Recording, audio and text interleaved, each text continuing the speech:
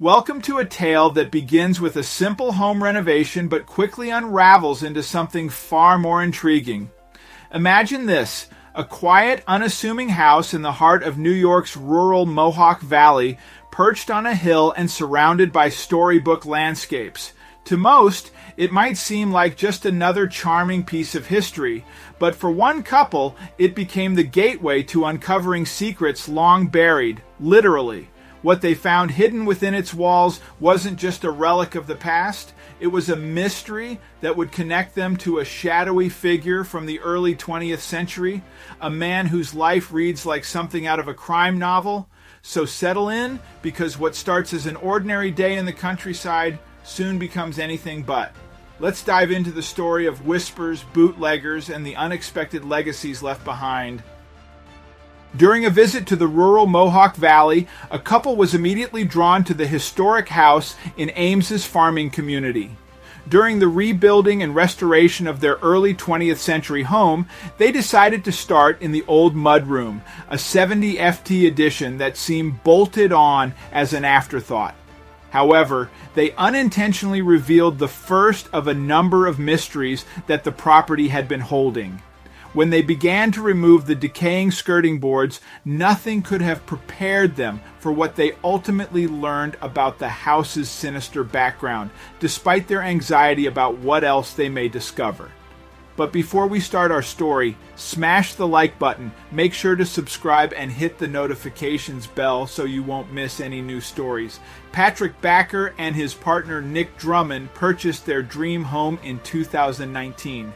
They were strangely drawn to the part of rural Montgomery County with its spacious meadows and farms. The surrounding area looked like it belonged in a storybook, and the house they were going to see certainly did.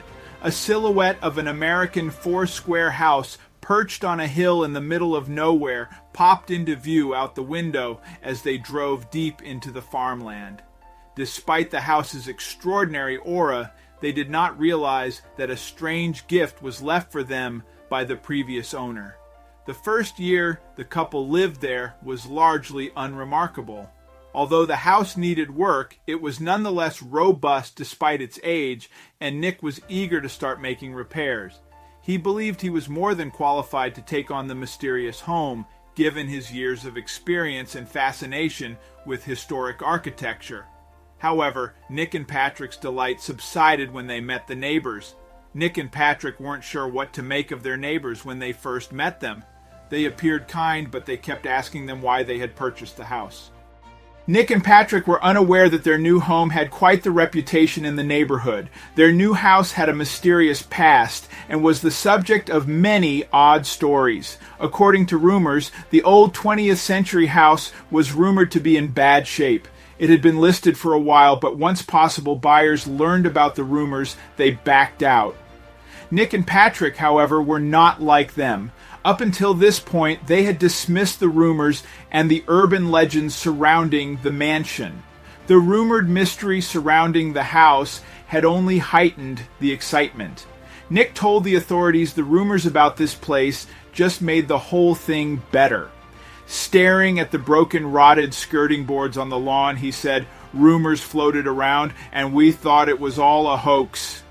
As Nick led a team of contractors into the mudroom one fateful September day, everything changed. In the midst of the commotion inside, he decided to work outside. Nick attempted to gain access to the bottom of the room so that he could insulate the room by removing the skirting boards. He realized that the foundation was rotten. However, that would be the least of his problems. The more he ripped off the wooden slats one by one, the more he realized that the room had already been insulated. How strange, he said. Insulation was undoubtedly not a popular practice when this house was constructed in the early 20th century. His first indication that something was AI came from it. Nick reached beneath the flooring and his knuckles smacked into a solid wall. But that also didn't make sense. There was no need for walls beneath the floor since the room was a porch. Nick tore more of the slats away, puzzled and fascinated. A large item dropped out of the wall abruptly. Nick inspected the material that he had thought was insulation inside the wall and discovered it was actually another package. Then he found another. His heart began to race. The thing is, it wasn't just one or two. The entire hollow wall of the mudroom seemed to be laced with packages. Nick turned and bellowed for the contractors to come out and help him. What had he uncovered? We pulled the rest of the boards off and realized the whole side of the mudroom was filled with these packages. The workers wanted to open them, but I wanted to leave them as they were because they are historic, Nick said. Nick scratched his head at the sight of his findings. How did they get here? Suddenly it clicked. Nick called out for his partner Patrick. He arrived just as Nick was shakily pulling another package out of the wall and lining them up on the ground. Patrick's jaw came unhinged. They looked at each other. Do you think the rumors are true now? Nick asked, freaked out. They carried the packages inside. What did they contain? Nick and Patrick carried the packages inside and stacked them neatly on the dining room table. But when they carefully inspected the first one, they were stunned by what they saw. What was inside the brown and tattered packages could be proof that all the rumors about the house were true. For the unwitting couple, it was starting to get a little too real for comfort. It was time to take what the neighbors had warned them about more seriously. With the discovery of the packages, Nick worried that perhaps there was much more to this house than they initially thought. They began to delve into the house's history and found the notorious man who built it. The house, as it turned out, was built in 1915 by an enigmatic real estate dealer known around the Mohawk Valley as Count Adolf Humpher, dubbed by locals and newspapers as the mystery man of the Mohawk Valley. It was rumored that he was an unsavory character who possibly had ties to none other than the Mafia.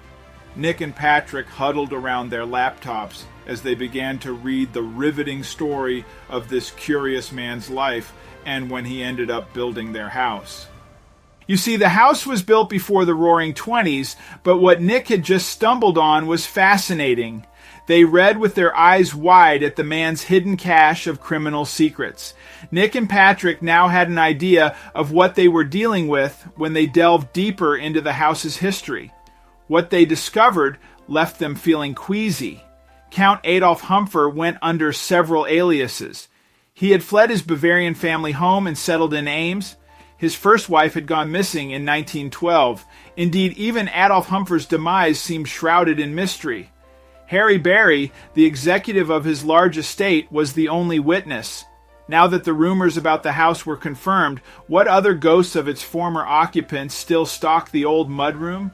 The Count had left behind over $140,000 on his passing in 1932, an enormous sum back then, as well as the deeds to the local school gymnasium, a bank, houses in New York City and New Jersey, and foreign bank accounts in various names. But where he had made this money was another story. So what had Nick and Patrick found? The strange bundles that were hidden in the mudroom were, in fact, bottles of bootlegged whiskey. Humpher had hidden them in the wall during a time when the sale and production of alcohol were illegal, and incredibly, they'd remained hidden there ever since. Humpher's businesses and even his truck had secret hiding places that were revealed upon his passing, but there was something else hiding in his home in Ames. Nick and Patrick had just uncovered the first signs of the criminal dealings that went on in their home a century ago. But that wasn't enough to put Nick off. Soon enough, curiosity got the better of him. Nick knew that with a man like that, he must have hidden more in this secretive house. A few days went by, and I thought, what else is in that mudroom? Nick said in an interview. He immediately thought about the crawlspace hatch they'd seen. The previous owner had told them that the hatch led to an abandoned well. But then I said, oh my God, now we have to crawl into that hole, Nick recalls. It turned out that the hatchway led down to a couple of compartments that were built beneath the building. It was dark and damp and full of dead things, Nick recalled, shivering at the memory. But what were they hiding? Nick descended into the dark underside of the house to find out. Nick surveyed the area. In the first compartment, there was a rug that was placed to cover an old well. The well was lined with stone and had been dug out by hand. Some 8 feet down into the well lay water. Nick was disappointed as he didn't find any more of the smuggler's stash, just a handful of empty bottles, but it wasn't over yet. Nick, with Patrick in tow, crept down into the second hidey hole. The first thing that was weird was we didn't see any floor joists, Nick explains. Then we noticed a solid ceiling made up of a bunch of boards, and all the boards were attached with flathead screws. But why would someone do that instead of joists to support the floor above? Nick could see solid wooden slabs. The flathead screws were obviously used to remove the boards easily. There would never have been a ceiling in a crawl space that was never an insulated room, so that made no sense either, Nick explained. So I thought, there's something in the floor. This is so crazy, Patrick says in an interview. Those 2 boards in the mudroom, why didn't anyone rip them up? There's a weird romance in the anticipation of that. Is it filled with jewels? Is it a body? Is it money? You only get that once. I like the anticipating. We knew the hatch existed, but it's an unfinished mudroom, he said. It's just crawl space access. We never really thought about it. Previous owners said that's just how you get to the abandoned well. Nick and Patrick pried a few boards back and found 4 more packages, but decided to leave them where they were. We have a legend here that is real, Patrick explains. When do you get those? And that's one reason why we haven't taken the rest of the bundles up yet from under the mudroom. But there may have been a reason for the well that the couple hadn't anticipated. So I crawled in the hatch and got this photo of the abandoned well under the floor. It's beneath some of the secret booze compartments, Nick wrote in an Instagram post. Soon the comments and speculations were flooding in. One user wrote, "Bootleggers probably had to whack a guy now and then. It'd be a good spot to hide him." In total, the couple found 66 bottles of old smuggler whiskey. A good number of the bottles dated back to 1923, lending credence to the theory that they were stashed during the Prohibition era in New York. The story of the couple's find spread quickly on social media, and soon auction houses and collectors were knocking on the door. But Nick and Patrick only had one thing on their minds: the mysterious man and bootlegger Adolf Humpher. What else could possibly be stashed in their home? The couple set about cataloging the whiskey, reporting the find to the proper authorities, and shared the results on Facebook. Nick wrote, out of the initial bottles found, about 13 are full, but 4 of those have tops in roughish condition, so I'd say probably 9 good bottles. But what did they intend to do with them? How does it taste? The couple plans to sell off the bottles that were still full. Nick estimates that each one would bring in around $1,000. The empty bottles wouldn't go to waste either. They'd form a part of the decor for their home, now dubbed Bootlegger Bungalow, once fully renovated, putting them on a display that is appropriate for a bootlegger's former residence. It would be a pity not to give the whiskey a try, though, so Nick and Patrick intend to keep 1 bottle for themselves. Naturally, their fans on social media wanted them to share how it tasted. They replied on Facebook to everyone asking if we have tried it. We haven't, but we will, to the delight of their ever-increasing number of followers. It's a whodunit, says Nick, and everyone wants to help figure out what the actual story is. Everyone is sending us snippets of crazy information. Rumors linked Adolf Humpher to dealings with the mob in the 1930s, a death under suspicious circumstances, and a missing bride. The couple is still determined to reveal the unknown history of their house and the enigmatic man who built it, uncovering new snippets of information every day as they piece the story together.